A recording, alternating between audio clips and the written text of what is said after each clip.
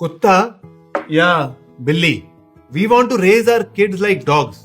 हम अपने बच्चों को कुत्तों की तरह पालना चाहते हैं। ये वो लाइन है जिसके कारण मेरा पेरेंटिंग और बच्चों को समझने में इंटरेस्ट शुरू हुआ। और ये लाइन कही थी एएस नील ने, जो कि समर हिल स्कूल के फाउंडर हैं। समर हिल स्कूल ब्रिटेन का 100 साल पुराना फ्री स्कूल है। ऐसा स्कूल जहां बच्चे अपने मन से पढ़ते हैं, जो उनका दिल हो। आप एक क्यूरियस पेरेंट, और हम अगले 5 मिनट बच्चों के बारे में बात करेंगे। एएस नील ने कहा कि ज्यादातर पेरेंट्स अपने बच्चों के साथ वैसे व्यवहार करते हैं जैसे कि वो डॉग्स के साथ करते हैं। इधर आओ, बैठ जाओ, खाना खाओ।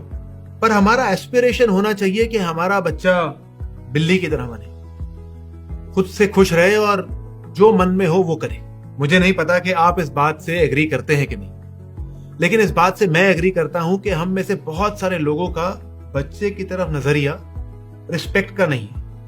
हम बच्चों से बड़े हैं, इसलिए हम बच्चों से डॉग्स की तरह ऑर्डर देके बात कर सकते हैं। बैठ जाओ, एक खिलौने सही जगह पे रखो, खाना ठीक से नहीं खाना, ठीक से खाओ, जैकेट पहनो, चलो कम है, ब्रश योर टीथ। तो ऐसे ऑर्डर देने का क्या नुकसान है? सोनिया फिलिप, जो कि लर्निंग माइंडसेट्स की फाउंडर हैं, शी सेज कि जब हम ऐसे कमांड देके बच्चों से बात करते हैं तो उनके पास 2 ऑप्शन बच जाते हैं, या तो मानो या ना मानो। और हर ह्यूमन का नेचुरल रिएक्शन है पुश बैक करना। किसी को भी कंट्रोल्ड फील होना अच्छा नहीं लगता। तो ऑर्डर वाली लैंग्वेज यूज करके हम ऑलमोस्ट बच्चों को इनवाइट कर रहे हैं हमारा कहना ना मानने के लिए। इसको चेंज करने का तरीका बहुत सिंपल है। हमें सिर्फ अपने ऑर्डर को फैक्ट में बदलना है। वैसे बात करनी है जैसे हम किसी से करेंगे जिसकी हम इक्वली रिस्पेक्ट करते हैं। ये कहने की जगह कि जैकेट पहनो, हम कह सकते हैं बाहर ठंड है, jacket will keep you warm. ये कहने की जगह कि चलो खाना खाओ, हम कह सकते हैं it's food time, we are all going to start eating. ये कहने की जगह ब्रश करो, हम ये कह सकते हैं germs are hiding in your teeth, let's take them out. ये कहने की जगह कि अपने खिलौने उठाओ, टॉयज उठाओ, हम कह सकते हैं toys belong on the shelves.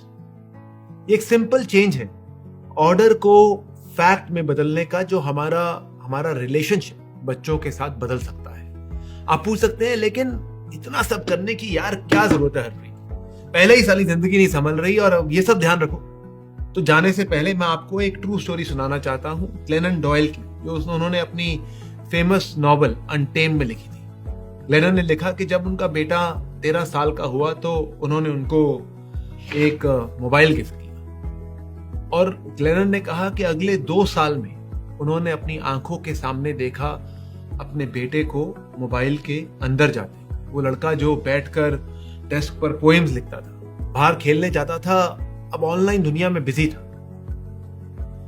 ग्लेनन को 2 साल लगे उससे बात करने में। एक दिन उन्होंने अपने बेटे को साथ में वॉक करने के लिए कहा, और वॉक पे उन्होंने बेटे को कहा कि बेटा, मैंने आज तक तुम्हारे लिए जो भी किया है ये सोच के किया है कि मैं तुम्हारे लिए सही कर रही हूं, लेकिन पिछले 2 साल से मुझे लग रहा है कि मैं गलत कर रही हूं। फोन आने के कारण तुम चेंज हो गए और मुझे तुमसे फोन लेने वापस में संकोच है, क्योंकि तुम्हारे सब दोस्तों के पास फोन है। लेकिन मुझे यह भी लगता है कि तुम्हें फोन पर कम समय बिताना चाहिए। आई नो कि लॉन्ग टर्म में ये तुम्हारे लिए जरूरी है। उसका बेटा थोड़ी देर चुप रहा, वो वॉक करते रहे, और फिर उसका बेटा बोला कि मम्मी, मैंने सुना है कि फोन के कारण डिप्रेशन, एंजाइटी बढ़ रही है बच्चों, और बहुत सारे आर्टिस्ट फोन यूज करना छोड़ रहे हैं ताकि वो अपने आर्ट पे फोकस कर सके। मुझे भी लगता है कि कभी कभी ये फोन मुझे कंट्रोल कर रहा है। ये बात होने के बाद दोनों ने डिसाइड किया सोशल मीडिया छोड़ने का इकट्ठे। ये कहानी फोन की या सोशल मीडिया की नहीं है। ये कहानी है कि माँ ने बच्चे को ये नहीं बोला, अरे यार तुम फोन से चिपके रहते हो, बंद करो यूज करना, पढ़ाई करो, कुछ खेला करो बाहर जाके। उसने बात की और बेटे ने समझी। आज छोटे बच्चों को हमारी बात सुननी पड़ रही है, कल को वो बड़ा हो जाएगा तो वो आपकी बात तभी सुनेगा अगर वो सुनना चाहता हो। तब हम ऑर्डर नहीं दे पाएंगे, लेकिन तभी बात कर पाएंगे अगर हम फैक्ट बेस्ड बात करते आए हों बचपन से, जैसे ग्लेनन ने की है। बच्चों को डॉग्स की तरह बड़ा करना है या बिल्लियों की तरह, ये हम आज डिसाइड कर सकते हैं, फैक्ट बेस्ड कॉन्वर्सेशन करके अपने बच्चों से, ऑर्डर देना छोड़ के। मेरा नाम हरप्रीत है। आपने मेरे साथ अपने बच्चों के लिए 5 मिनट बिताए। इसके लिए मैं आपका शुक्रगुजार हूं। फिर मिलेंगे।